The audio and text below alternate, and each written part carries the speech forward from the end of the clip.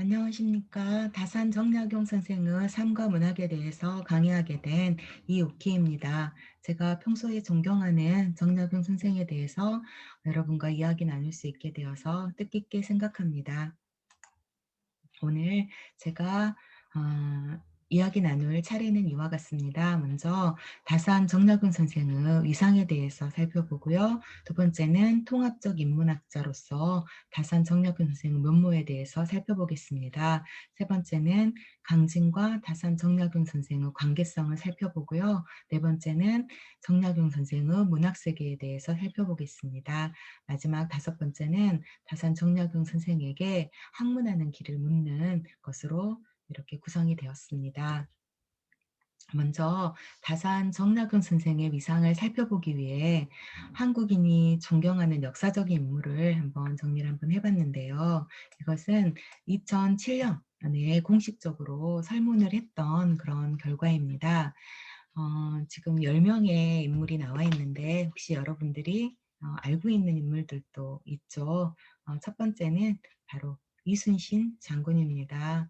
어, 조선 때 임진왜란이 일어났을 때 일본군의 침략을 정말 다 막아냈던 그런 아주 훌륭한 장수로서의 그런 면모를 가지고 있는 인물이죠. 두 번째는 세종대왕입니다. 우리 한국어 의 문자를 만든 그런 인물로서 존경을 받았던 인물이고요. 그 외에 아주 많은 업적들이 또 있습니다. 그리고 세 번째는 근현대사의 인물인데 박정희 대통령이죠. 그래서 한국의 산업화를 추동했던 그런 인물로 존경을 받고 있고요. 그다음에 네 번째는 백범 김구 선생입니다. 일제강점기 때 정말 항일운동을 정말 했던 그런 인물로서 존경을 받고 있고요. 그리고 다섯 번째는 광개토 대왕입니다. 고구려의 임금으로서 고구려의 영토를 요하를 넘어서까지 확장했던 그런 인물로 존경을 받고 있고요. 그다음에 여섯 번째는 신사임당입니다. 여러분들 로마논권 집회에서 많이 봤을 텐데요. 조선시대는 여성이 어떻게 보면 면모를 드러내기 어려운 그런 시절이었죠. 그런데 그 시절에 학식도 갖췄고 그리고 그림도 굉장히 잘 그려서 예술적인 재능도 인정을 받았던 그런 인물이고요. 그리고 어머니로서 율곡이 선생을 이렇게 길러낸 그런 면모도 인정을 받고 있습니다. 일곱 번째는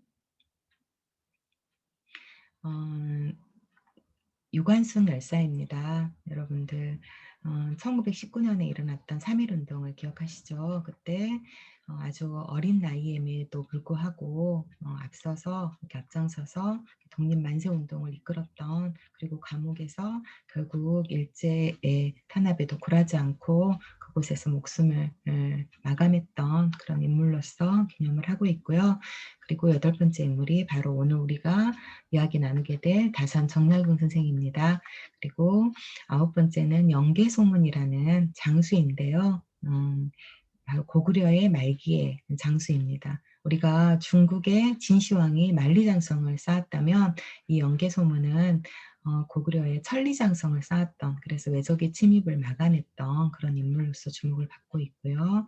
그리고 열 번째 인물은 바로 안중근 열사입니다. 그래서 이토 히로부미를 저격했던, 그래서 우리나라가 일제의 지배에 들어가기를 정말 바라지 않았던, 그렇게 목숨으로 그것을 항거했던 그런 인물로 꼽혔습니다. 그래서 이렇게 한국인이 존경하는 사실 인물, 이 역사적인 인물이죠. 그 중에서 항상 손꼽히는 그런 인물 중에 한 사람이 정약용입니다. 이렇게 이것이 2007년에 조사된 자료라면 그러면 현대에만 그랬냐? 아니거든요. 보니까 개벽이라는 잡지가 있었습니다. 1921년에 만들어낸 잡지인데요. 그때도 이렇게 설문조사를 했었어요. 그래서 사상, 종교, 정치, 과학, 군사, 산업, 문학, 교육, 미술, 사회 개선 이런 카테고리 속에서 존경하는 사람들을 설문조사를 했는데 그때 과학의 영역에서 바로 서경대 선생과 정약용 선생이 선정이 됐다는 것을 확인할 수 있습니다. 그러면 여러분들은 과학자인가라는 그런 생각을 하시게 되겠죠. 네, 그리고 다산 정약용 선생은 2012년도에 유네스코 세계 기념인물로 선정이 됐습니다. 전 세계가 기념할 만한 그런 문화적인 인물이라는 그런 의미를 갖는 건데요. 정약용 선생의 탄생 250주년 을 맞이해서 선정이 됐다고 합니다. 지금까지 한국에서는 유네스코 세계 기념인물로 선정된 인물이 3분 계시거든요. 먼저 정약용 선생이 제일 먼저 동양인으로서는 최초라고 해요. 정약용 선생, 그리고 그다음 여러분들 동의보감 아시죠? 동의보감 한의학의 그런 지식을 총괄한 허준이라는 그 인물이 뽑혔고요. 그리고 세 번째는 김대건이라는 신부님이 꼽혔다고 합니다. 그중에 어찌됐든 정약용이라는 선생이 이렇게 유네스코 세계기념인물로 선정됐다는 것도 정약 선생의 위상을 보여주는 그런 사례라고 하겠습니다. 그러면 이렇게 한국인들이 다산 정약용 선생을 존경하는 이유는 무엇일까요? 네, 저 또한 이렇게 어디에서 이렇게 누구를 존경하냐라고 물으면 정약용 선생을 존경한다고 말한 적이 몇 번이 있습니다. 근데 왜 그러냐? 그는 냉철한 지성과 따뜻한 감성을 갖춘 그런 인물이다. 그렇기 때문에 이 정약용 선생을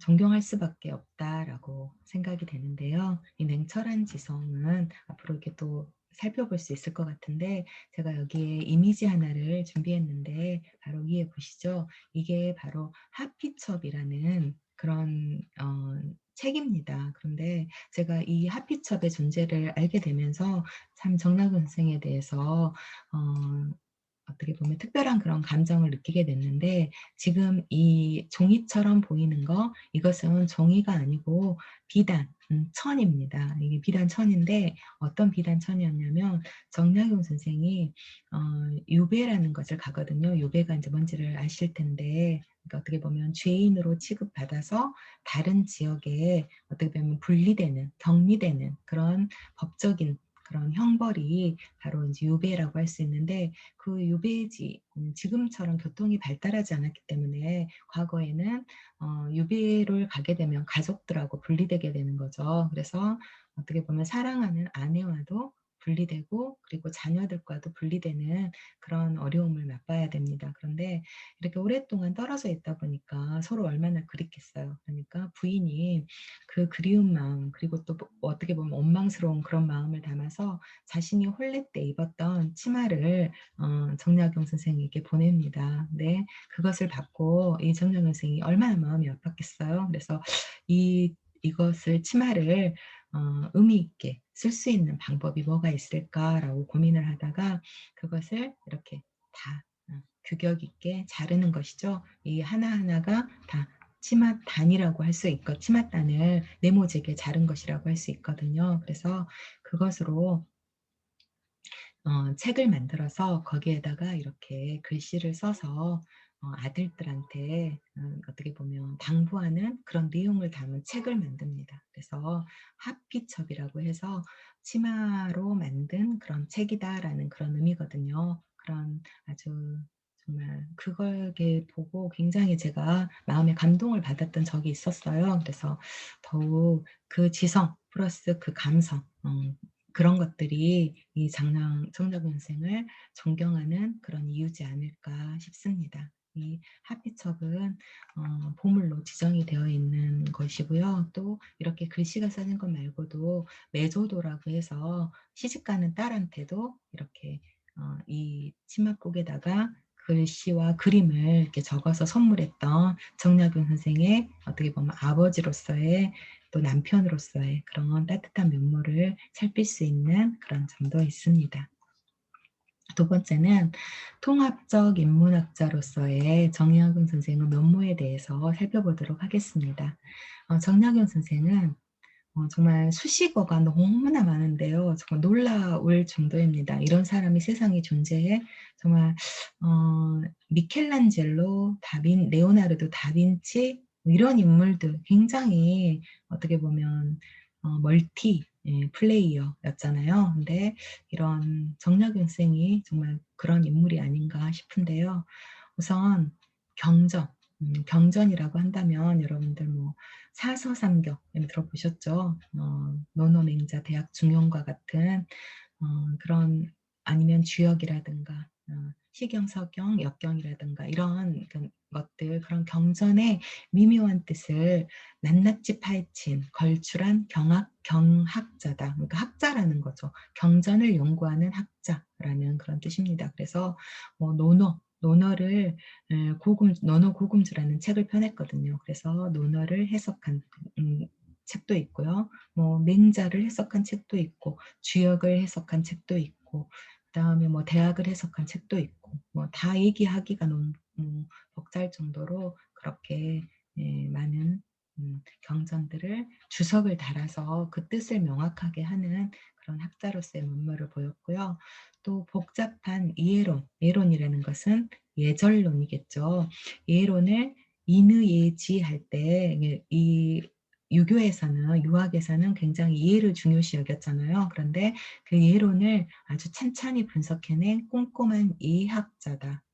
경영학자 플러스 이해학자라는 거죠. 그래서 그 대표적인 책 중에 하나가 상례사전이라고 할 수가 있겠는데 상례라는 것은 사람이 죽었을 때 그죠? 상장례에 들어봤을 거예요. 그래서 그런 사람이 죽고 나서 어떤 예절을 뭐 자식들이라든가 조문 오는 거라든가 아니면 장례하는 법이라든가 이런 것들을 이렇게 아주 꼼꼼하게 적어 놓은 책이 상례사전이고요. 그리고 또 목민관이라는 것은 백성을 다스리는 그런 관리, 뭐 지금으로 말하면 군수, 뭐 도지사, 뭐 국회의원 이런 사람들이 될 수 있을 거예요. 그런 사람들의 행동 지침을 정리해낸 그런 행정가로서의 그런 면모도 가지고 있습니다. 그래서 그것을 담은 책이 바로 목민심서라는 그런 책입니다. 백성을 다스리는 관리가 지녀야 될 그런 태도를 다룬 책이죠. 이것은 나중에 문학 세계 갈 때 한 번 더 살펴보도록 하겠습니다. 그리고 아동 교육에도 큰 관심을 가졌거든요. 교육학자이기도 합니다. 그래서 실천적 대안을 제시한 교육학자로서 아학편과 같은 그런 책을 펴내기도 했습니다. 그리고 너무 많은데 또 역사를 손꼽아도 깨고 있던 해박한 사학자였다라고 할 수 있는데요.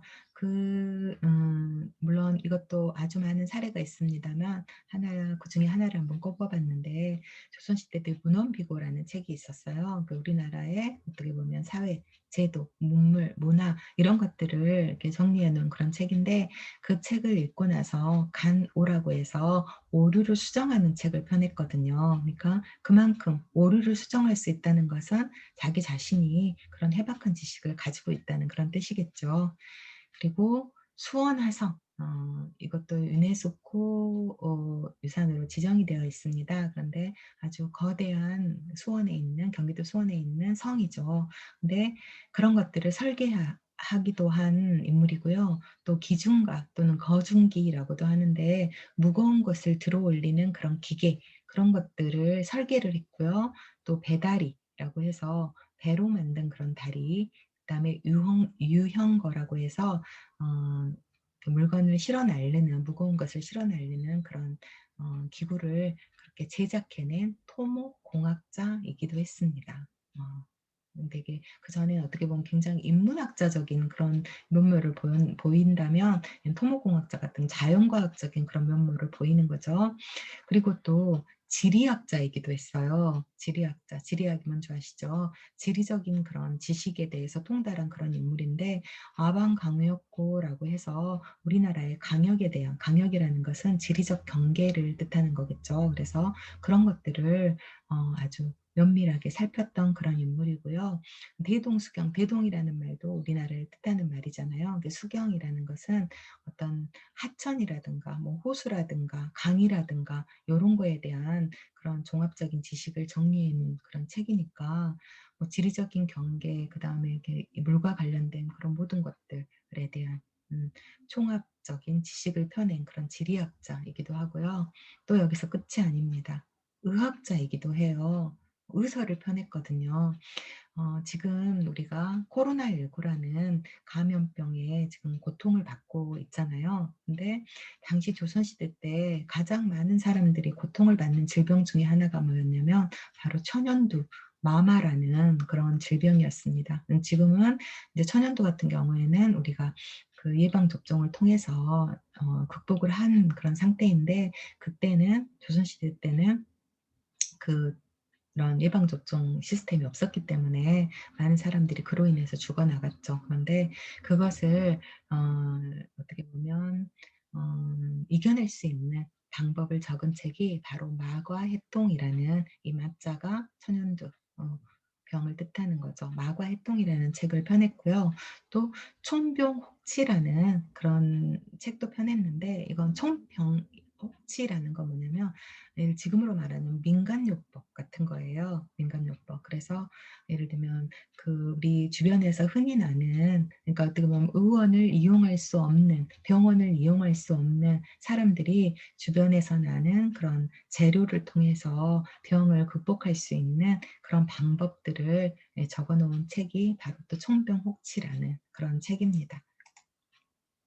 어 잠깐 여러분의 시각을 즐겁게 하기 위해서 제가 유형거 이게 모습이고요.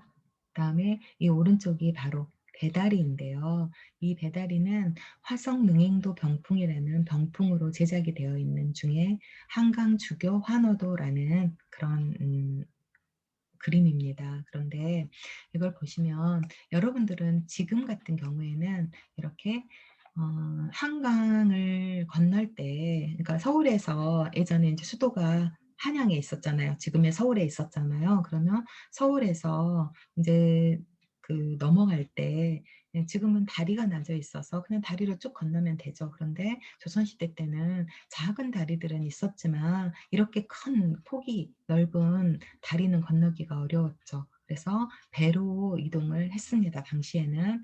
그런데 이 배로 이동을 하지 않고 어떻게 보면 다리를 이렇게 놓은 거죠. 근데 그게 바로 뭐냐면 이 아래에 있는 이 배들이 있죠. 이게 바로 배입니다. 배 36척을 어떻게 보면 연결하고 그 위에다가 판자를 놓아서 이렇게 서울에서 경기도로 넘어가는 그런 다리를 이게 어떻게 보면 임시 다리라고 할 수 있거든요. 만들었다가 해체할 수 있는 그런 다리입니다. 물론 이거의 기본적인 아이디어는 정조가 냈다고 해요. 정조는 왜 여기에서 여기로 갔어야 됐냐면 자신의 아버지인 사도세자의 묘가 바로 이쪽에 있었기 때문이거든요. 그래서 근데 그전에 만들었던 그런 이 배다리 같은 경우에는 이렇게 실효성들이 좀 떨어졌었거든요. 그런데 정약용이 굉장히 치밀하게 이렇게 계획을 세워서 이렇게 아주 멋진 다리를 만들었고 또 그것을 이렇게 그림으로 이렇게 표현해 놨기 때문에 우리가 확인도 할 수 있는 거라고 할 수 있습니다. 그러니까 정조라는 당시 임금이 가장 총애했던 그런 인물이 바로 정약용이기도 했습니다. 그리고 어 또 거기서 끝이 아니에요. 또 이 정약용은 법학자이기도 했습니다. 그래서 법률 있잖아요. 형법의 체계와 법률 적용을 검토한 그런 법학자였거든요. 그래서 그 내용을 이렇게 흥문신서라든가 경세유표라는 그런 책에서 확인할 수가 있습니다. 그런가 하면 이 사람은 또 국어학자이기도 했어요. 그래서 속담, 방언 여러분들도 한국의 문화를 공부할 때 속담 많이 배우잖아요. 그리고 이제 방언이라는 거는 사투리거든요. 근데 그런 것들을 자신이 관리로 부임한 곳의 것들을 꼼꼼하게 이렇게 정리해서 또 보고하는 책을 펴내기도 했습니다. 그래서 그거는 이담속찬이라는 책을 통해서 드러나고 있고요.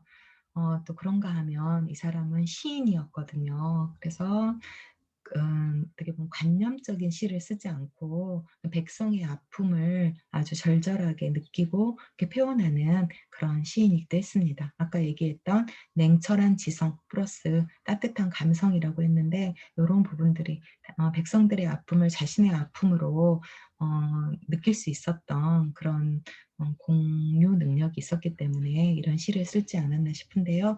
이거는 나중에 문학 세계에 가서 한 번 더 살펴보도록 하겠습니다. 그런가 하면 아주 또 날카로운 비평가이기도 했거든요. 그래서 다른 사람이 써 놓은 글에 대해서 어떻게 보면 이론적으로 이렇게 꿰뚫어서 비평했던 그런 인물이기도 합니다. 여기서 끝일까요? 네.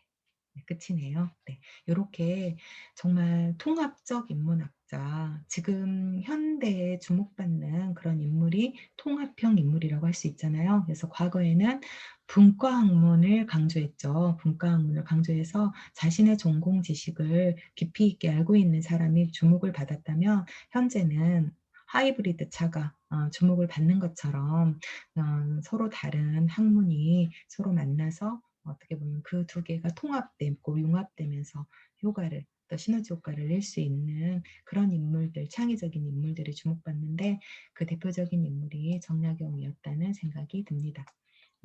그리고 세 번째는 강진과 정약용 선생에 대해서 살펴보려고 하는데요.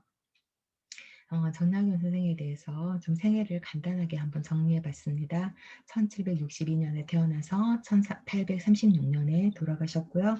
조선 후기에 해당하는 시기입니다. 그다음에 진주 목사를 지낸 정재원의 넷째 아들로 태어났고요. 28세에 문과에 급제해서 예문관 검열, 병조참지, 함조창의 등을 지냈습니다. 문과에 급제하기는 상당히 어려운 일이거든요. 대체로 사람들이 40세, 30세가 넘어가는 시점에서 이렇게 급제를 하는데 정약용은 28세에 급제를 했으니까 굉장히 천재적인 그런 인물이었다고 할 수가 있는데요. 이 사람이 자세한 역사적인 그런 얘기를 여기서 하기는 좀 어려워요. 저는 이제 문학을 중심으로 얘기할 거니까. 그런데 어찌됐든 그렇게 정조의 가장 큰 총애를 받았던 그런 인물이었는데 서울에서 계속 생활하지 못하고 유배를 하게 됩니다. 어떻게 보면 정조의 총애가 너무 깊었기 때문에 오히려 그것에 어떻게 보면 부러워하거나 질시하는 그런 인물들이 많았다는 그런 뜻도 되는데요. 또 아니면은 두려워하는 사람도 있었겠죠. 이 정약용을 1801년 신유 사옥으로 경상도 장기라는 곳으로 유배되었다가 또 황사현 백서 사건에 또 연루됩니다. 그러니까 이 사람 정약용이 직접적인 관계가 있어서라기보다는 어떻게 보면 모함이라고 할 수 있겠죠. 그런 것들을 통해서 전라도 강진으로 유배되게 됩니다. 음, 이 어떻게 보면 정약용의 가문은 아주 좋은 가문이잖아요. 목사를 지낸 가문이니까. 그런데 어 어떻게 보면 서학이라는 당시에는 천주교죠. 반대 금지되었던 조선 그 시기에는 금지되었던 그런 서학에 연루되었다는 그런 어떻게 보면 실질적인 요소도 있고 또 아닌데 어떻게 보면 그렇게 연루를 시킨 것도 있고 그렇습니다마는 정약종이라는 형은 결국 사형을 당했고요. 그리고 또 정약전이라는 또 형님은 전라남도 신안군 흑산도라는 섬에 유배되게 되고 정약용도 강진으로 유배되는 그런 어떻게 보면 비극적인 그런 현실을 맞게 됩니다. 어쨌든 강진으로 유배 와서 정약용은 18년을 지내거든요. 18년. 엄청나게 긴 세월이죠. 인생이라는 아주 길지 않은 그런 시간인데 18년을 외따로 떨어진 그곳에서 보냈다고 생각하시면 됩니다. 처음에는 주막에서 보내고요. 그다음에 또 절에 있는 방 한 칸, 보은산방에서 지내고 또 제자 집에서도 보냅니다. 그렇게 해서 이제 8년을 보내다가 1808년 봄에 다산초당으로 거처를 옮겨서 해배, 유배가 끝나는 시점이죠. 1818년 9월까지 10년 동안 다산초당에서 지내게 됩니다. 그래서 8년, 10년 합치면 총 18년이 되는 것이죠. 그래서 유배가 끝난 다음에는 자신의 가족들이 살고 있는 경기도 남양주로 가서 또 그곳에서 남은 노후를 마무리했기도 합니다. 그런데 어쨌든 이 사람이 가장 학문적으로나 체력적으로 왕성했던 시기에 이 사람이 머문 곳이 바로 강진입니다. 그래서 또 다산초당이죠. 이곳에서 수없이 많은 제자들을 가르쳤고요. 또 저술을 하며 지냅니다. 정말 어마어마한, 아까 제가 잠깐 몇 개를 소개했는데 어마어마한 책들 500권에 가까운 그런 책들을 저술하면서 지내서 위대한 업적의 대부분이 강진 다산초당에서 이루어졌기 때문에 여러분들이 나중에 꼭 기회가 된다면 꼭 강진의 다산초당을 방문해 봤으면 좋겠습니다. 그가 머물렀던 공간들, 나중에 여러분 답사를 한다면 가게 될 공간인데요. 먼저 주막이죠. 그 주막에다가 이렇게 이름을 붙였는데 그가 머물던 공간에 사의제라는 어, 이름을 지어서 머물렀다고 하고요. 그 다음에 보은산방, 이게 고성사라는 절에 있는 어떻게 보면 산방인데 지금은 이렇게 근사한 모습이지만 과거에는 아주 단촐한 그런 공간이었겠죠. 그리고 10년 동안을 머문 바로 다산초당입니다. 이 다산초당도 사실 원래는 초당이니까 초가집이었거든요. 초가지붕인데 어떻게 보면 노후되고 쇠락하고 그렇게 한 것을 다시 이렇게 기와로 입히고 다시 새롭게 조성한 지금 현재의 모습은 이와 같은데 어, 한번 가서 여러분들 꼭 경험해 보신다면은 그 공간이 정말 학문하기에 너무 좋은 공간이구나 라는 것을 느낄 수가 있을 것입니다. 그러면 지금부터는 다산 정약용 선생의 문학 세계에 대해서 살펴보도록 하겠습니다. 먼저 기를 한번 살펴보려고 하는데요. 기라는 것은 어떻게 보면 장르 중에 하나이거든요. 그래서 기행문도 기라고 할 수 있고요. 어떤 데를 어, 그 여행하고 나서 이렇게 적은 것도 기라고 할 수 있고 또 당시에 굉장히 유행했던 그런 글들이 뭐가 있었냐면 예전에는 이렇게 선비들이 정자라든가 누각이라든가 이런 부분들을 굉장히 많이 지었거든요. 그러니까 그 어떻게 보면 가족들과 같이 생활하는 그런 공간과 별도로 어떻게 보면은 약간 학문을 하거나 공부를 하거나 아니면은 친구들과 교유하는 그런 공간을 많이들 만들었었거든요. 그래서 그런 공간, 그러니까 정자라든가 누각 같은 데는 반드시 이렇게 기가 있거든요. 그래서 여러분들이 어떤 정자를 아시나요? 뭐 부병루가 있다. 그럼 대동강에 부병루가 있다. 그러면 부병루기. 또 광주에 풍영정이 있다. 그러면 풍영정기. 이런 식으로 이런 그런 그곳에 머물면서 썼던 그것에 관해서 어떻게 보면 느낌이라든가 아니면 소회라든가 그런 것들을 적은 그런 글입니다. 지금 현대적인 장르로 말한다면 약간 수필에 가까운 그런 글이라고 할 수가 있습니다. 그런데 그 주막에 대해서 주막을 이름을 뭐라고 했어요? 사이제라고 했었잖아요. 그 사이제에 대한 글이라고 생각하시면 돼요. 한번 읽어보겠습니다. 사이제라는 것은 내가 강진의 기양가 살 때 거처하던 집이다. 생각은 마땅히 담백해야 하니 담백하지 않은 바가 있으면 그것을 빨리 맑게 해야 하고 외모는 마땅히 장엄해야 하니 장엄하지 않은 바가 있으면 그것을 빨리 단정히 해야 하고 말은 마땅히 적어야 하니 적지 않은 바가 있으면 빨리 그쳐야 하고 움직임은 마땅히 무거워야 하니 무겁지 않음이 있으면 빨리 더디게 해야 한다. 이에 그 방에 이름을 붙여 사이제라고 한다. 마땅하다. 라는 것은 의롭다라는 것이니 의로 제어함을 이룬다. 연령이 많아짐을 생각할 때 뜻한 바 학업이 무너져 버린 것이 슬퍼진다. 스스로 반성하기를 바랄 뿐이다. 라는 내용으로 이루어져 있습니다. 그래서 이 사이제 이름이 이게 무슨 뜻인지를 어떻게 보면 우리에게 정확하게 알려주는 그런 글이라고 할 수 있는데요. 네 가지가 의자라는 건 마땅한 의자잖아요. 근데 네 가지가 마땅한 그런 집이라는 거죠. 그 네 가지가 뭐냐? 첫 번째는 생각, 두 번째는 외모, 그다음 말, 그다음에 네 번째 움직임이라는 거죠. 그 네 가지에 조심하고 삼간다라는 것인데 생각은 어때야 되냐? 담백해야 된다는 거예요. 맑아야 된다는 뜻입니다. 그래서 맑다는 건 무슨 뜻이에요? 좋지 않은 생각은 하지 않는다는 뜻이겠죠.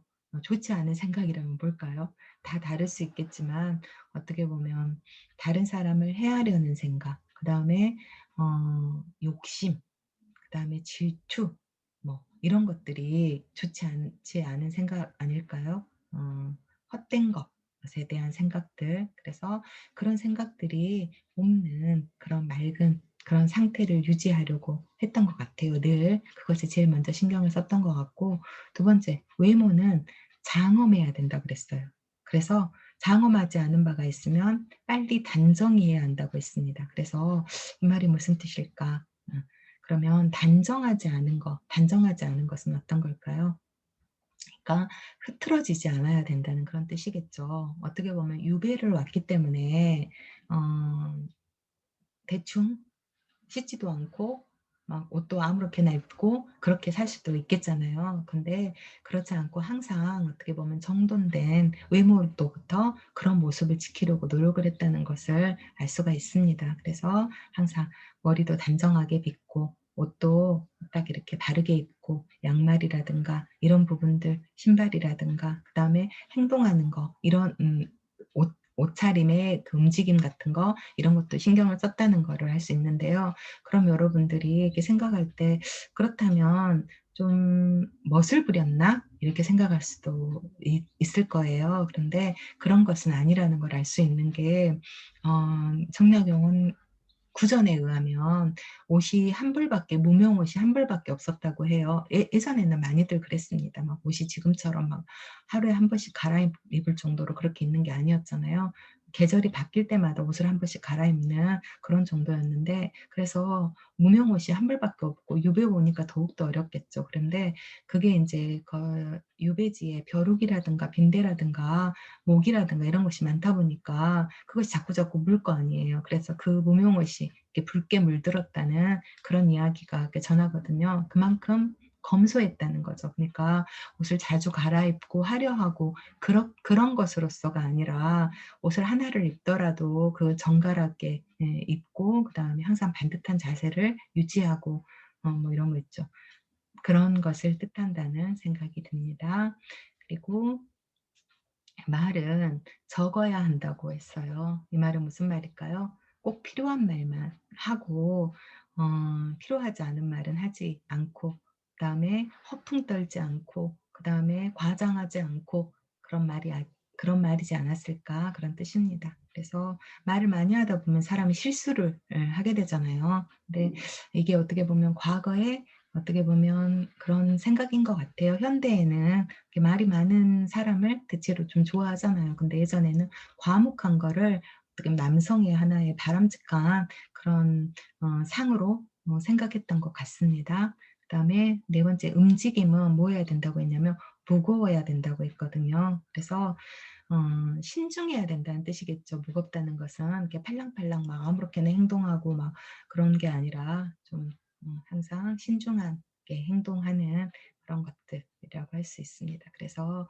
이 생각과 외모와 말과 움직임을 항상 마땅히 하는 것인데 이 마땅히 하는 것에 대해서 뭐라고 했냐면 의롭다라고 했어요. 그러니까 이렇게 의롭게 하는 것, 네 가지를 의롭게 하는 것, 그렇게 나는 살아야겠다. 어디에서도 이렇게 유배를 왔지만 그렇게 살아야겠다라고 스스로 자기 자신을 단속했던 것 같아요. 그런 글이 바로 사이제 기라는 글입니다. 그래서 여러분들은 어떠세요? 여러분들이 거처할 수 있는 그런 공간이 있다면, 여러분들이 원룸에 살고 있다면 그 원룸에다가 이름을 하나 붙여주는 것은 어떠세요? 저도 이제 그런 생각을 많이 한번 해 보는데, 저는 생각해 본 게, 저희 집이 그런 그 전통적인 그런 한옥이 있는 집입니다. 그래서 제가 지어져 본 거는 능소와라는 그런 집이거든요. 그 뜻은 네.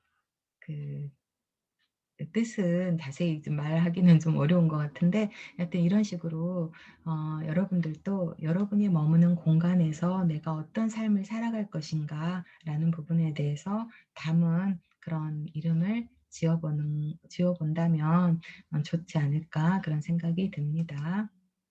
그다음은 서신. 서신은 편지죠. 정약용이 남긴 글 중에서 편지글을 한번 살펴보려고 하는데요. 바로 중씨께 올림이라는 그런 편지입니다. 이것은 중씨라는 것은 누구를 뜻하냐면 형을 뜻하거든요. 형. 그러니까 아주 큰 형이 아니라 이제 그 어떻게 보면 바로 위의 형이라고 할 수 있는데, 아까 얘기한 것처럼 정약용의 형은 정약전이라는 형이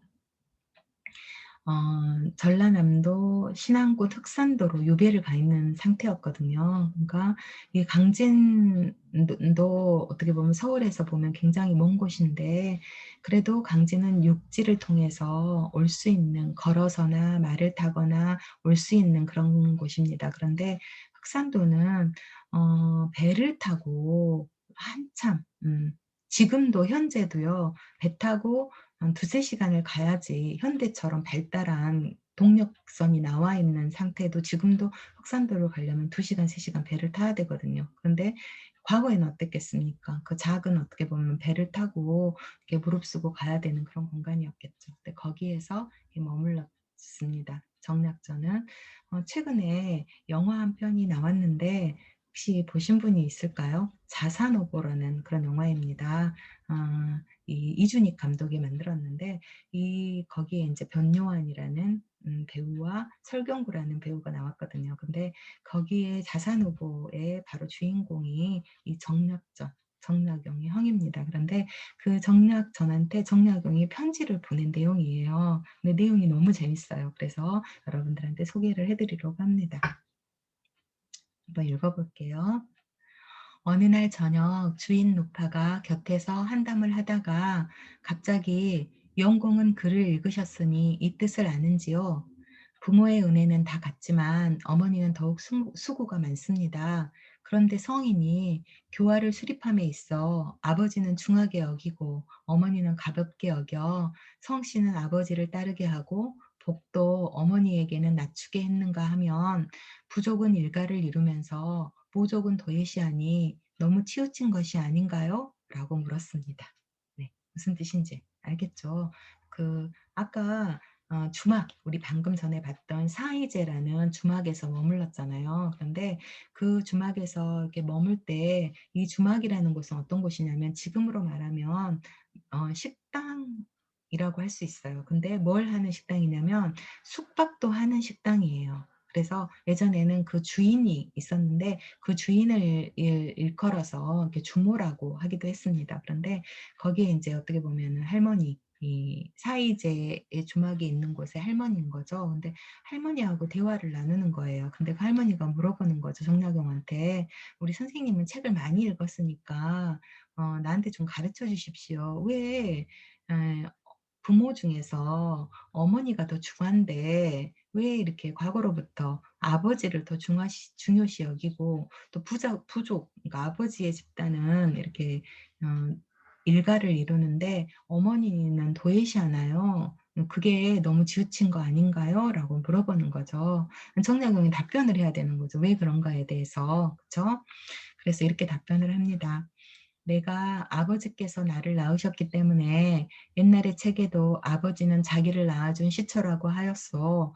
어머니의 은혜가 비록 깊지만 하늘이 만물을 내는 것과 같은 큰 은혜가 더욱 무거운 것입니다. 라고 답하였습니다. 그러니까 그냥 정약용은 책에 나온 지식을 얘기해줘요. 이 책에 보면 아버지 나를 낳으시고 어머니 나를 기르시니 라고 얘기를 했다는 거죠. 그래서 낳으신 것이 더 중하니까 그러지 않겠냐라고 그렇게 대답을 한 거죠. 근데 낳았다는 말도 사실은 우리가 현대적인 관념으로 생각한다면 사실 말이 안 맞는 거죠. 출산하는 것은 여잔데 왜 아버지가 나를 낳았다고 하는 거지?라는 의문을 가질 수가 있는 거잖아요. 그러니까 그랬더니 노파가 "용공의 말은 아직 미흡합니다."라고 얘기를 하는 거예요. 무슨 뜻이에요? "선생님 말은 좀 이해가 안 되는데요. 좀 설명이 부족한 것 같아요." 어 라고 얘기하면서 자기 생각을 펼치는 거예요. 한번 봐 볼게요. "내가 그것을 생각해 보건대 풀과 나무에 비교하면 아버지는 종자요 어머니는 토양입니다.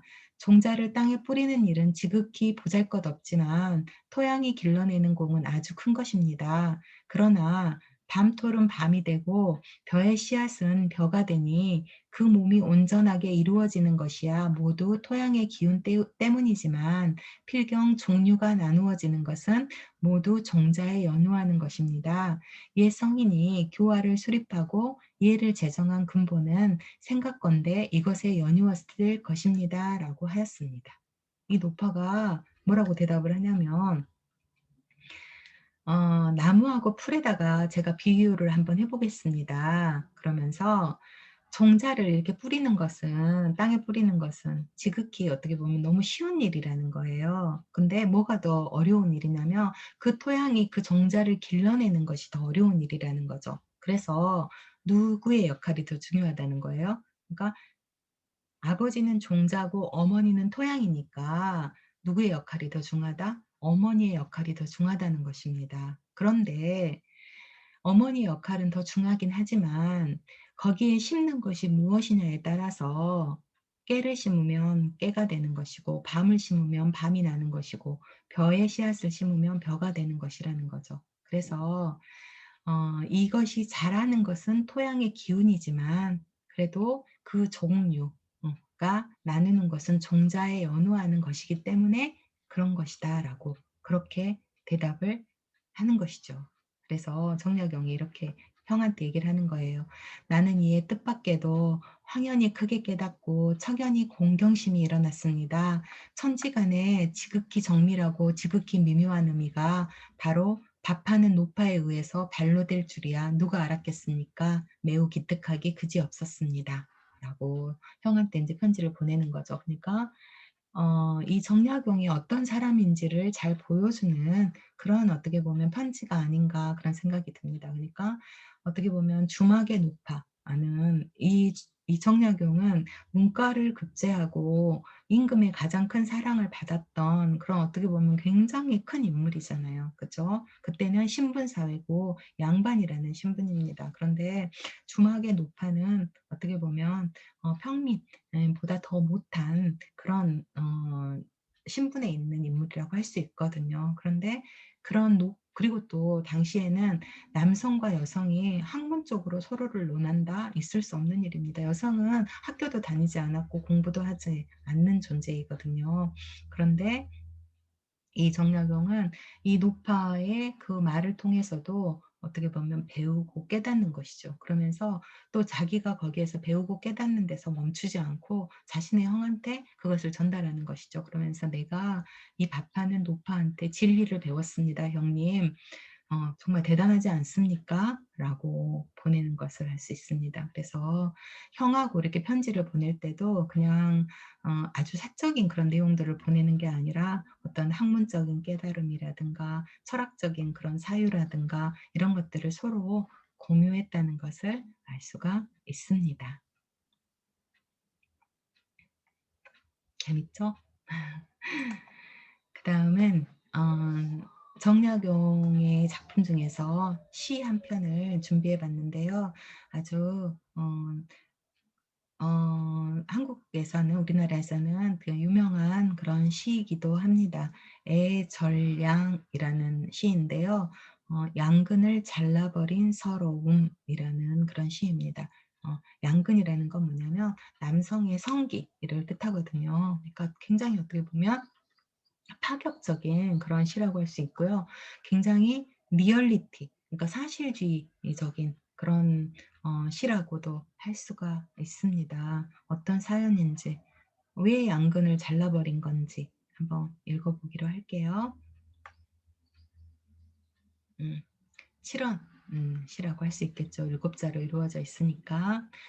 노전마을 젊은 아나 그칠 줄 모르는 통곡 소리, 현문을 향해 가며 하늘의 울부짖길, 쌈터에 간 지아비가 못 돌아오는 수는 있어도 남자가 그걸 자른 건 들어본 일이 없다네.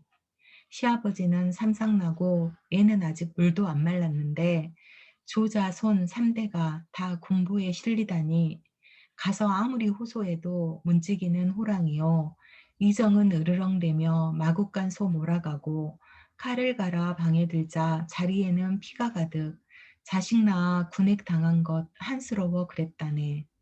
무슨 죄가 있어서 잠실 음영 당했던가. 민딴 자식들 거세한 것 그도 역시 슬픈 일인데, 자식 낳고 또 낳음은 하늘이 정한 이치기에 하늘 닮아 아들 되고 땅 닮아 딸이 되지, 불간 말 불간 되지 그도 서럽다 할 것인데, 대 이어갈 생민들이야 말을 더해 못하리요. 부호들은 1년 내내 풍류나 즐기면서 나달 한 톨 비단 한 치 바치는 일 없는데 똑같은 백성 두고 왜 그리도 차별일까? 객창에서 거듭거듭 19편을 외워보네 라는 그런 시입니다. 그래서 어, 내용이 굉장히 어떻게 보면 굉장히 치열한 그런 시라고 할 수 있는데요. 조금 그대로 이해하기는 좀 어려울 것 같아요. 좀 설명을 해드릴게요.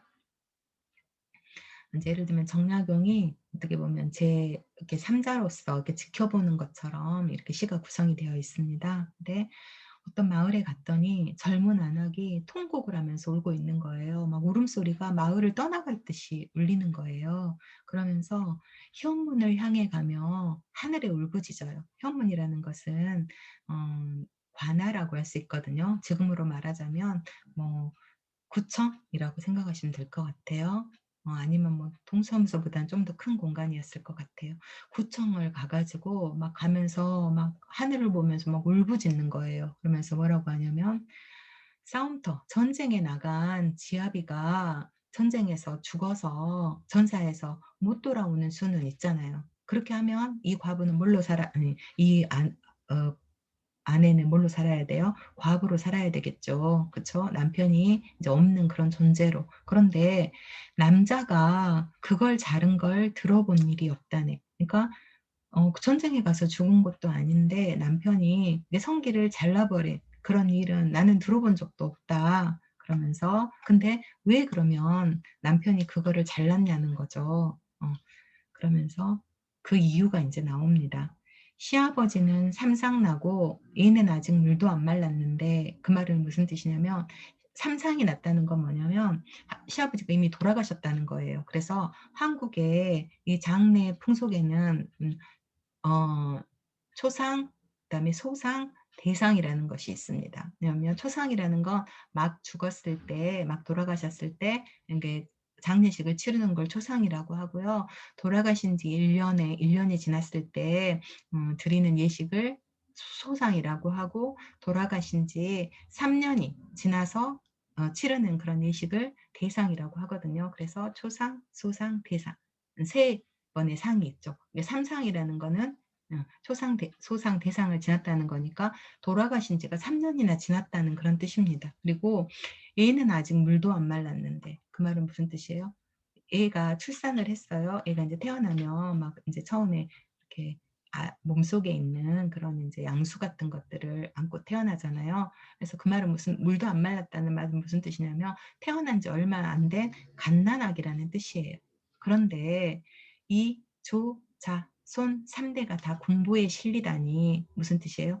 조, 할아버지, 그다음에 자, 아들이니까 자신의 남편을 시아버지, 남편, 그다음에 인제 막 태어난 이 아들이 다 군포에 실리다니, 군포라는 건 뭐냐면 당시에는 군포라고 해서 그 세금을 내는 거예요. 군대에 가는 대신에 내는 세금이라고 할 수 있습니다. 그런데 이미 돌아가신 시아버지, 그다음에 완전히 갓난 아기까지 그 세금을 내야 하는 그 내역에 포함됐다는 뜻이에요. 근데 하루하루 먹고 살기도 힘든 거죠, 당시에는. 근데 그 세금을 내려면 어때야 돼요? 정말 너무너무 힘든 거예요. 그래서 가서 아무리 인제 관아에 가 가지고 호소를 해요. "우리 아버님 돌아가셔 갖고 안 계십니다. 그런데 여기에 올리면 어떡합니까? 우리 애기 인제 태어난 지 얼마 되지도 않았는데 이걸 올리면 어떡합니까?"라고 가서 호소를 해도 문지기는 호랑이라는 거죠. 아주 무서워서 들어가지도 못하게 하고, 이정이라는 건 관리를 뜻하거든요. 직원을 뜻하는 거예요. 당시에 관아에 근무하는 그런 직원들은 으르렁대고 막 혼내고 막 "빨리 안 가!" 그러면서, 또 마구간 소몰아 가고 막 이것은 쫓아낸다는 그런 뜻이겠죠. 그러다니까 이 사람이 너무 화가 나서, 이 남편이 화가 나서 집에 들어와 가지고 어때요? 자신의 남근을 잘라 버린 거예요. 무슨 뜻이에요? 자식을 또 낳으면 또 남자라는 이유로 또 이 세금을 물려야 되는 되기 때문에, 그래서 "자식 낳아 군액당한 것 한스러워 그랬다네."라는 것이죠. 그래서 근데 그 뒤에 내용은 그와 관련된 이제 내용이고요. 아들을 낳은 것이 뭔 죄냐는 거죠. 그런데 이렇게 군포 내느라고 "다 죽을 지경이다."라는 거예요. 그러면서 인제 마지막에 보면 "부호들은 1년 내내 풍류나 즐기면서 나달 돌 비단 한 채 바치는 일 없는데." 그러니까 당시에 이런, 어떻게 보면 부호들, 부자들이라는 뜻이겠죠. 양반들은 살기도 더 잘 살잖아요, 일반 백성들보다. 그런데 그들은 또 면제를 받았어요. 왜냐하면 공로가 있다는 이유로. 어 나라에 공로가 있다는 이유로 군포를 면제받는 거예요. 그래서 잘 사는 사람들은 세금도 안 내면서 편하게 그렇게 지내는데, 왜 이렇게 못 사는 백성들은 이미 죽은 사람의 세금까지 내느라고 이렇게 고통을 받아야 되냐라는 것에 대해서 비판하고 있는 그런 시입니다. 그래서 어떻게 보면 다산 이렇게 정약용이 백성들의 아픔에 공감하는 그런 뜨거운 감성을 가지고 있었기 때문에 이런 시를 질 수 있었고요. 이 시 말고도 그와 관련된 시들이 굉장히 여러 편 있거든요. 그래서 또 여기에는 제가 적지 않았는데, 강진의 그런 모습을 적은 탐진촌요라는 그런 시가 있거든요. 그것은 이 강진에서 생활하면서 봄, 여름, 가을, 겨울을 이렇게 지내면서 농촌에서 벌어지는 그런 일들을 담은 그런 시가 있어요. 근데 굉장히 또 서정적이면서 또 그러면서도 현실 비판적인 그런 내용들을 담고 있거든요. 그것도 관심을 가져보면 좋을 것 같고요. 또 탐진어가라고 해서 이 강진을 예전에는 탐진이라고도 했거든요. 탐진강의 물줄기 아래에 있는 그런 곳이다라고 해서 강진을 탐진이라고도 했는데, 탐진초녀 이것은 농촌의 노래, 그다음에 탐진어가 이것은 어촌의 노래겠죠. 그래서 바닷가의 그런 풍속이라든가 바닷가 마을의 그런 정치 같은 거를 노래한 그런 작품들도 있으니까 한번 관심을 여러분들이 나중에라도 가져보면 좋을 것 같아요. 그러니까 어찌 됐든 이런 작품들은 이 정약용이 그때 그냥 시인으로서 어떤 아름답고 멋있고 관념적이고 요런 것들만 시로 담아내려고 하지 않고 현실의 백성들의 삶의 모습을 이렇게 절절하게 이렇게 담아내는 그런 시를 썼다는 거를 기억을 해 주시면 좋겠습니다. 그다음은 목민심서입니다. 제가 아까 앞에서 어 통합형 인문학자 라고 하면서 보여줬던 행정가로서의 목민심서 보여줬었죠. 이 목민심서라는 그런 이제 책인데요. 그 목민심서의 서문입니다. 우리 책의 앞에 보면, 책 앞쪽에 보면 서문 있잖아요. 그 서문의 내용인데 그걸 한번 보여드리도록 하겠습니다. 전략 전략이라는 건 아픈 생략했다는 뜻이에요. 성현의 가르침에는 원래 두 가지 길이 있는데 하나는 사도가 백성들을 가르쳐 각각 수신하도록 하는 것이고 또 하나는 태학에서 공경대부의 자제를 가르쳐 각각 몸을 닫고 백성을 다스리도록 하는 것이니 백성을 다스리는 것이 바로 목민인 것이다. 그렇다면 군자의 학문은 수신이 그 반이요 반은 백성 다스리는 것이다. 성인의 시대가 이미 오래되었고 성인의 말도 없어져서 그 도가 점점 어두워졌다. 요즘의 지방 장관이란 자들은 이익을 추구하는 데만 급급하고 어떻게 백성을 다스려야 할 것인지는 모르고 있다. 이 때문에 백성들은 공공하고 피폐하여 서로 떠돌다가 굶어 죽은 시체가 구렁텅이에 가득한데도 지방 장관이 된 자들은 한창 좋은 옷과 맛있는 음식으로 자기만 살찌우고 있으니 어찌 슬픈 일이 아니겠는가. 나의 아버지께서는 성조의 인정을 받아 연천현감, 화순현감, 예천군수, 울산도호부사, 진주 목사를 지냈는데 모두 치적이 있었다. 비록 나는 불초하지만 그때 따라다니면서 보고 배워서 다소 듣고 깨달은 바가 있었으며 뒤에 수령이 되어 이를 시험해 보아서 다소 증험도 있었다. 그러나 뒤에 떠도는 몸이 되어서는 이를 쓸 곳이 없게 되었다. 먼 변방에서 기양살이한 지 18년 동안 사서와 오경을 되풀이 연구하여 수기의 학을 공부하였다. 다시 백성을 다스리는 것이 학문의 반이라 하여 이에 중국 역사서인 23사와 우리나라 역사 및 문집 등 여러 서적을 가져다가 옛날 지방 장관이 백성을 다스린 사적을 골라 세밀히 고찰하여 이를 분류한 다음 차례로 편집하였다. 남쪽 시골의 전답에 조세가 나오는 곳이라 간악하고 교활한 아전들이 농간을 부려 그에 따른 여러 가지 폐단이 어지럽게 일어났는데 내 처지가 비천함으로 들은 것이 매우 상세하였다. 이것 또한 그대로 분류하여 대강 기록하고 나의 천박한 소견을 붙였다. 모두 12편으로 되어 있는데 1은 부임, 2는 율기, 3은 봉공, 4는 애민이요. 그 다음은 차례대로 육전이 있고 11은 진앙, 12는 해관이다 라고 했습니다. 그 뒤의 내용은 후략을 했는데요.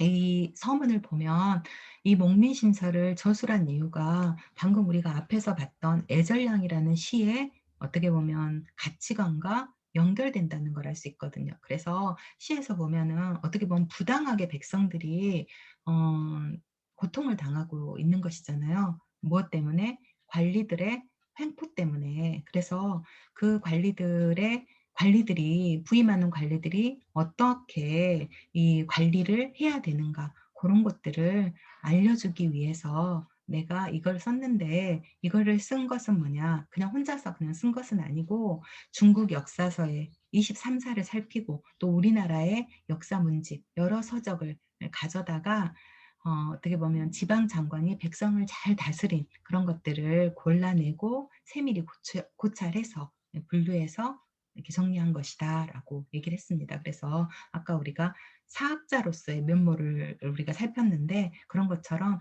그런 옛날 책들에서 좋은 것들을 이렇게 끄집어내서 그것을 정리했다는 것을 알 수 있습니다. 그래서 여러분들도 한번 관리를 꿈꾸는 사람이라면 한번 목민심서를 꼭 읽어봤으면 좋겠습니다. 물 한 잔만 마실게요.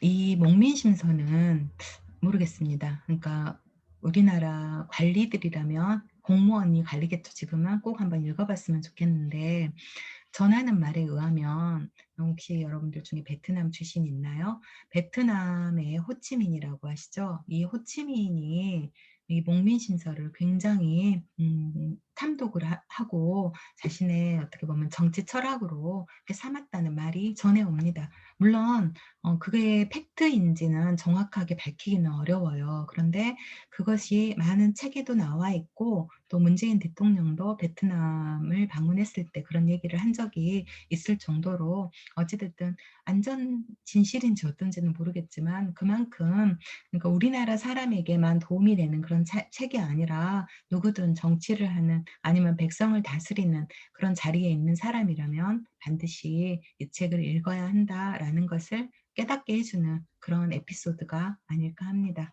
그러면 이 12편의 각각의 내용이 어떻게 이루어졌는지 한번 살펴보기로 합시다. 먼저 부임편. 부임은 부임하다. 처음에 그곳으로 가는 것을 뜻하잖아요.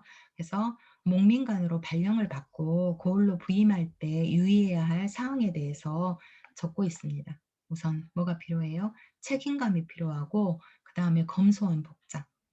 자기 멋내고 뽐내려고 가지 마라. 그런 뜻이 사치하지 말아라. 백성들에게 패기치지 말아라. 그 다음에 나라에서 주는 비용 외에는 백성의 돈은 절대로 받지 마라. 뇌물을 받지 말라는 뜻이겠죠. 그 다음에 공과사를 분명히 해라.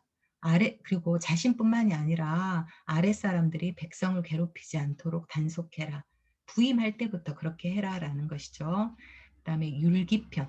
율기편은 자신의 몸을 다스리는 원칙입니다. 그래서 몸가짐은 위험 있게 하고 그다음에 청렴 결백해라.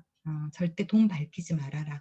그리고 집안을 잘 다스려라. 이것도 되게 임팩트 있는 말인 것 같아요. 내가 아무리 훌륭해도 우리도 이렇게 현대의 정치가들 이런 사람들 보면은 자신의 집안에서 이렇게 문제를 일으키는 경우가 많잖아요. 그래서 집안 사람들도 그런 절대 뇌물을 받거나 부정축제를 하지 않도록 잘 다스려야 된다는 거고, 그 다음에 부임지에 가족을 데리고 가지 말아라. 아무래도 가족을 데리고 가면 그 지역 사람들에게 폐를 끼치게 되니까 그랬던 것 같아요.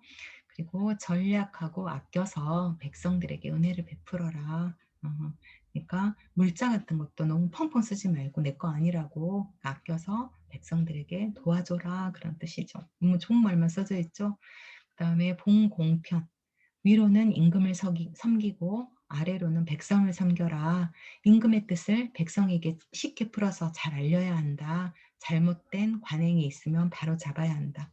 정치의 원칙이라는 거죠. 위로는 임금을 섬기고 아래로는 백성을 섬기고. 정말 이 원칙만 가지고 있다면 좋겠죠. 근데 그때 하나의 그게 있죠. 임금이 좋은 임금이어야 되겠죠.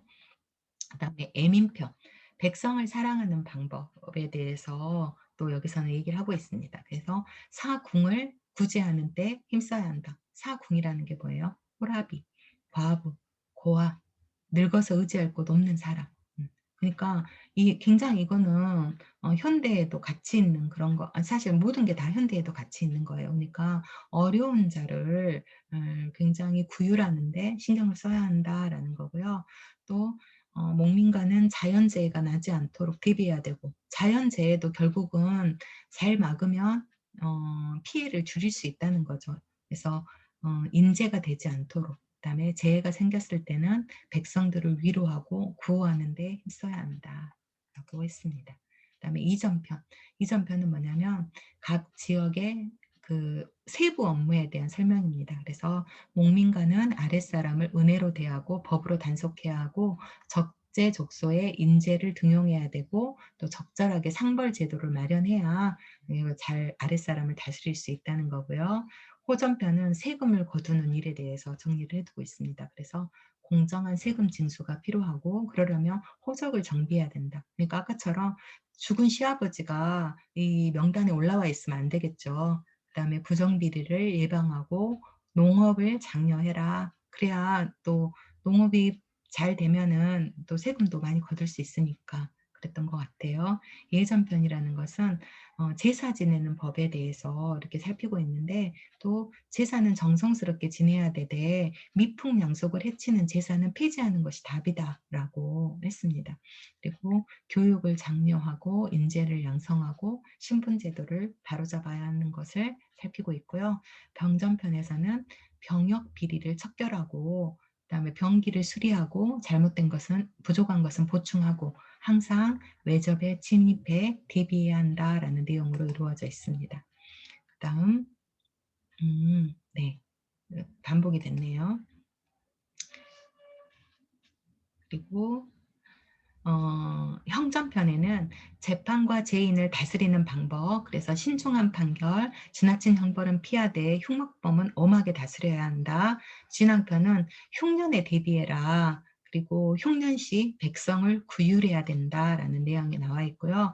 마지막은 해관편인데, 해관, 관리에서 아까 유배에서 벗어나는 건 해배였잖아요. 그래서 관리에서 이제 떠나는 것은 해관이라고 할 수 있는데 관직에서 물러날 때 벼슬에 연연하지 마라. 그다음에 떠날 때 많은 재물을 가지고 가지 마라. 그리고 송덕비나 선정비를 지역 사람들이 막 세우려고 그러잖아요. 그것도 못 세우게 하고 내가 죽은 이후에야 세우게 해라. 내가 죽은 이후에는 공정하게 내 공이 있으면 정말 세우지 않겠어요? 살아있을 때는 권력에 굴해서 세우게 되는데 그래서 이런 부분들을 아주 세밀하게 정리해 놓은 책이 목민심서입니다. 그래서 필독서가 됐으면 좋겠어요. 이 목민심서가.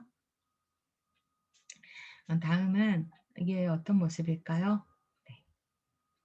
경기도 수원 있고요. 이게 바로 수원 화성의 모습입니다. 이 수원 화성을 지을 때 기중기라는 이 기계를 어떻게 보면은 설계를 해냈거든요. 그런데 그 기중기라는 기계를 설계해 놓은 기중도설이라는 그런 또 글을 써놨습니다. 이것 또한 지금으로 말하자면 이 설이라는 것은 에세이, 논문 같은 거라고 할 수 있을 것 같아요. 그래서 어떤 내용으로 이루어졌는지 봐볼게요. 기중도설. 성은 돌로 쌓는 것이기에 돌만이 필요합니다. 그러나 그 돌을 구하기가 어려운 것이 아니라 돌을 캐내고 운반하는 데 진실로 힘이 들고 경비가 많이 듭니다. 그것은 무거워 밑으로 떨어지려는 성질을 가진 돌을 억지로 들어서 높게 올리려는 때문입니다. 이제 옛 사람들이 남긴 뜻을 취하고 새로운 제도를 참고해서 기중 소가를 만들어 수원성을 쌓는 데 사용토록 하였습니다. 이는 비록 천정의 한 조각 세부치이며 9마리 표범의 반점 중에서 하나의 반점에 지나지 않지만 그러나 오히려 기계의 성능이 신묘하고 쓰임이 민첩하여 어리석은 사람이 보면 깜짝 놀라고 지혜 있는 사람도 보면 의혹할 만합니다. 심지어는 성문 양평에 세우는 돌의 무게가 수만 근씩이나 되어 1000명의 힘으로도 움직이지 못하고 100마리의 소로도 끌지 못합니다. 이것을 두 사람이 도르래의 손잡이를 잡으면 번거롭게 힘쓰는 소리를 할 필요도 없이 한 개의 깃털을 들어 올리듯 공중에 들어 올리게 되니 힘겨워 숨이 찰 걱정도 없을 뿐 아니라 나라의 재산도 절약되니 그 이익됨이 또한 크고 많다고 하지 않을 수 있겠습니까? 그렇다고 해서 그 기계를 만드는데 그다지 복잡하고 어려운 것도 아닙니다. 약간의 공력만 들어서 도르래를 만들어 서로 통하고 서로 입게를 만들면 조그만 어린아이의 한팔 힘으로도 여러 만근의 무게를 들어 올릴 수 있으니 절대로 보통의 생각으로는 헤아릴 수조차 없는 일입니다. 하고 이제 뒤에는 생략을 했습니다. 그래서 사실 우리가 이 정약용이 쓴 이 기중도솔이라는 글이 없었다면 정약용이 정말 이 기중기를 만들었나 의심할 수도 있었겠죠. 근데 이렇게 그 방법들, 그 필요성이라든가 이런 부분들을 이렇게 글로 표현해 놓은 지금으로 말하면 그런 논문을 제출을 했기 때문에 그 체계라든가 그 방법을 우리가 알 수가 있는 것 같습니다. 네. 바로 이 기중기의 모습이죠. 그래서 보기로는 간단한 것 같은데 그 힘이 어마어마한 그런 얘기 것 것을 보여주고 결국 그랬기 때문에 이 수원 화성을 굉장히 빠른 시간 안에 건축할 수가 있었다고 할 수가 있습니다. 마지막은 5 장은 이렇게 융합형 인문학자였던 자연과학적 지식도 인문과학적 지식도 풍부했던 이 다산에게 학문의 길을 한번 물어보는 그런 시간인데요. 먼저 준비한 글은 다산의 제자 황상이라는 제자와 다산이 나누었던 대화를 한번 소개하려고 합니다. 이 황상은 다산이 강진에서 유배할 때 만났던 제자거든요. 그런데 아주 언제 어렸을 때 이게 아주 어렸을 때는 아니에요. 그 청년일 때 이렇게 만났는데 황상은 굉장히 이렇게 자신감이 부족했습니다. 그래서 이 정약용이 황상한테 문학 그다음에 역사 이런 것들을 공부할 거를 권해요. 그러니까 황상이 못하겠어요 스승님"이라고 얘기하는 그런 부분인데요. 여러분들도 혹시 '나도 학문을 할 수 있을까?'라고 고민하고 있다면 그러면 이 글을 한번 봐 보시면 좋을 것 같아요. 다산이 제자 황상에게 준 글 임술기에 실려 있습니다. 내가 산석에게, 산석은 황상을 부르는 다른 애칭이에요. 산석에게 문사 공부할 것을 권했다. 산석은 머뭇머뭇하더니 부끄러운 빛으로 사양하며 이렇게 말했다. 제게 세 가지 병통이 있습니다. 첫째는 둔한 것이요, 둘째는 막힌 것이며, 셋째는 답답한 것입니다. 그러니까 나 이렇게 답답하고 꽉 막히고 둔한데 제가 공부할 수 있을까요? 학문할 수 있을까요? 그런 뜻이겠죠. 그러니까 내가 말했다. 정약용이 말한 거예요. 배우는 사람에게는 큰 병통이 세 가지 있는데 너한테는 그것이 없구나. 첫째, 외우는 데 민첩하면 그 패단이 소홀한 데 있다. 둘째, 글짓기에 날려면 그 패단이 들뜨는 데 있지. 셋째, 깨달음이 재빠르면 그 패단은 거친 데 있다.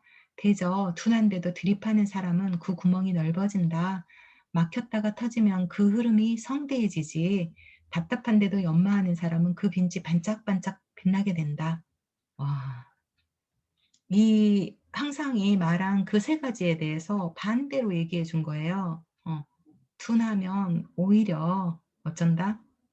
구멍이 넓어진다. 둔한데도 계속하면. 그다음에 막히면 어쩐다? 터져버리면 흐름이 성대해진다. 그다음에 답답한 사람이 계속 연말을 하면 반짝반짝 빛난다라고 얘기를 해주는 거예요. 그렇다면 뚫는 것은 어떻게 해야 할까? 부지런히 해야 한다. 답답 키우는 것은 어찌해야 하나? 부지런히 해야 한다.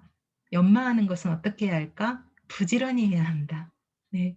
이 세 가지 것을 극복할 수 있는 비결이 뭐라는 거예요? 딱 한 가지예요, 답은. 부지런해야 한다라는 거예요. 그러면 네가 어떻게 부지런히 해야 할까? 마음을 확고하게 다잡아야 한다라고. 여러분, 여러분이 학문을 할 수가 있을까요? 네, 있어요. 뭐 하기만 하면? 부지런하기만 하면. 근데 부지런하려면 어떻게 해야 돼요? 여러분의 마음을 확고하게 정해야 합니다. 이 책은 정민 선생이 어, 삶을 바꾼 만남, 스승 정약용과 제자 황상이라는 그런 책을 펴냈거든요. 제가 아주 재미있게 읽은 책인데. 죄송하지만 그건 아직 배우는 중이에요. 네, 죄송해요. 이게 전화기가 자기 혼자 말을 했어요. 여러분에게 그 쉼표를 주는 것 같네요. 네, 그런 마음으로 학문한다면 여러분들도 다산하게 학문의 글을 묻는다면 저는 그 얘기를 하고 싶어요. 열심히 해라. 그러면 여러분도 할 수 있다. 저에게 하는 말이기도 해요. 근데 또 재미있는 글이 하나 있습니다. 아까 저희가 중식계 올림이라는 정약용이 형한테 보냈던 편지 기억하시죠? 그런데 이번에는 이 정약용의 형이 정약용한테 보낸 편지입니다. 지금 제가 이미지를 한번 준비해 봤는데 올해 나온 자산어보라는 영화예요. 배를 타고 이렇게 움직이는 그런 모습들, 설경구 그다음에 이 변요한의 그런 모습이 나오는데요. 근데 이 편지에 어떤 내용이 나오냐면 바로 좀 전에 했던 황상에 대한 얘기가 나와요. 읽어볼게요. "황상은 지금 나이가 몇이던가? 얼줄산 아래서 이 같은 문장이 나리라고는 생각지 못했네. 어진이의 이로움이 어찌 높다 하지 않겠는가? 그가 내게로 오려는 마음은 내 마음을 상쾌하게 하네만 무사람은 섬사람과 달라 크게 기요한 일이 아니고는 경솔하게 큰 바다를 건널 수가 없을 것세. 인생에서 기하기는 서로 마음을 알아주는 것일세. 어찌 꼭 얼굴을 맞대면 해야만 하겠는가? 옛 어진이 같은 경우도 어찌 반드시 얼굴을 본 뒤에야 이를 아끼겠는가? 이 말을 전해주어 뜻을 가라앉혀 주는 것이 좋겠네. 모름지기 이를 더욱 부지런히 가르쳐서 그로 하여금 재주를 이루게 하는 것이 어떻겠는가? 인재가 드물어 지금 세상에서는 이 같은 사람을 기다리기가 어려우니 결단코 마땅히 천번반번 아끼고 보살펴 주어야 할 것일세. 애석하게도 그 신분이 미천하니 이름이 난 뒤에도 새도 있는 집안에 곰핍당하는 바가 될까 염려되는군. 이라는 그런 글입니다. 네. 너무너무 재밌죠. 이 글은요, 아까 우리가 썼던 그 글의 3년 후입니다. 그러니까 3년 전에 답답하고 꽉 막히고 둔해서 공부를 제가 해야 하나요? 저도 공부를 할 수 있나요? 라고 물었던 이 황상이 3년 후에 쓴 글을 보고 이 정락전이 놀라는 내용이에요. 그러면서 황상은 그때 아마 정락전한테 공부를 하러 가기를 원했던 것 같아요. 그러니까 정락전이 굳이 그럴 필요가 있냐? 굳이 여기 바다까지 올 필요 있냐? 정약용 네가 잘 가르쳐라. 정말 놀랍다. 월출산 아래서 이 같은 문장이 날이라고는 생각지 못했다. 그러니까 잘 가르쳐서 이 사람의 재주를 이루게 네가 도와줘라 라고 얘기했습니다. 그러니까 정약용의 말은 틀리지 않았던 거죠. 그렇죠? 열심히만 하면 부지런히 했더니 정말 놀랄 만한 그런 글을 쓰는 그런 글이라는 건 결국 그 사람의 생각을 담는 거니까 학문을 쌓은 그런 인물이 되었다는 걸 알 수 있겠죠. 그래서 여러분도 황상과 같은 그런 인물이 됐으면 좋겠습니다. 마지막은 또 다산에게 학문의 길을 묻는다면 다산은 이렇게 대답해 줄 것 같아요. 이것은 정미 선생이 쓰신 다산 선생 지식 경영법이라는 책에서 제가 발췌한 것입니다. 첫 번째는 학문을 할 때 여러분들이 어떻게 해야 되느냐? 단계별로 학습하라 라는 건 처음부터 결과를 바로 얻으려고 하지 말고 먼저는 꼼꼼하게 어떻게 보면 기본을 다지고 그다음에 많은 스키마를 쌓고 기본 지식을 쌓고 그런 다음에 또 내가 규명하고자 하는 문제가 무엇인지를 인식하고 또 방법론을 모색해서 좀 성실하게 학문에 임하는 그런 단계별로 학습하는 자세가 필요한 것 같고요. 두 번째는 정보를 조직하라라는 건 여러분들 학문할 때 또 필요한 자세가 뭐냐면 자료를 많이 수집을 해야 되죠. 그런 다음에 그거를 분류하고 그다음에 재정리해야 되고요. 그리고 또 어 글을 쓸 때는 또 논문을 쓸 때는 목차를 먼저 정하고 또 체제를 선정해서 그렇게 쓰는 게 필요하고요. 그다음에 세 번째, 메모하고 따져보라. 이것은 뭐냐면 여러분들 이렇게 살다 보면은 중요한 책들을 읽거나 자료들을 읽잖아요. 그러면 그냥 흘려보내지 말고 그걸 반드시 이렇게 서브 노트로 만들어 놓고요. 또 여러분도 갑자기 아이디어가 떠오를 때 있잖아요. 그러면 그냥 놔둬버리지 말고 이렇게 메모를 해 두고 또 다른 사람의 글에 대해서도 한번 어떤 점들이 옳은지 그른지 내 생각에서 어떤 점들이 실효성이 있는지 이런 부분들을 항상 따져볼 때 여러분들은 학문에 더 깊이 있게 나아갈 수 있고요. 그다음에 토론하고 논쟁하라. 학문의 아주 좋은 방법 중에 하나가 그거라는 거죠. 다른 사람과의 토론을 끝까지 이렇게 토론하면서 어떻게 보면 그 사람의 문제점이 있다면 그것을 아주 그 냉철하게 지적하고 또는 그 사람을 설득하고 또는 반대로 내 생각에 부족함이 있다면 토론을 통해서 내 생각을 고쳐 나가고 그런 것들이 필요하고요. 그다음에 설득력을 강화하라. 학문할 때 그러려면 설득력을 강화하려면 어떻게 하겠어요?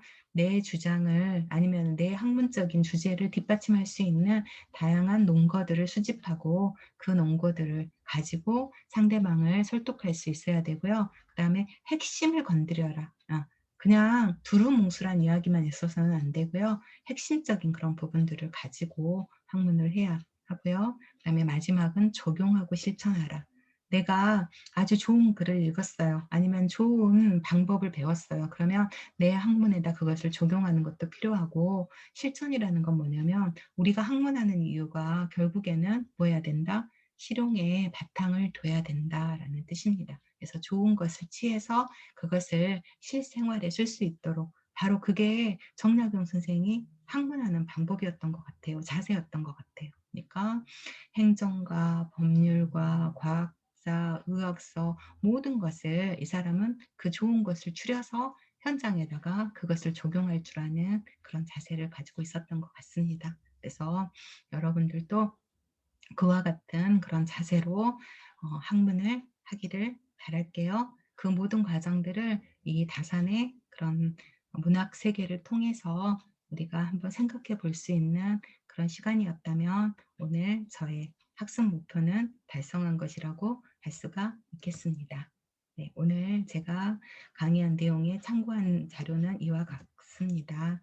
경청해 주셔서 감사합니다, 여러분. 이것으로 수업을 마치도록 할게요. 수고하셨습니다.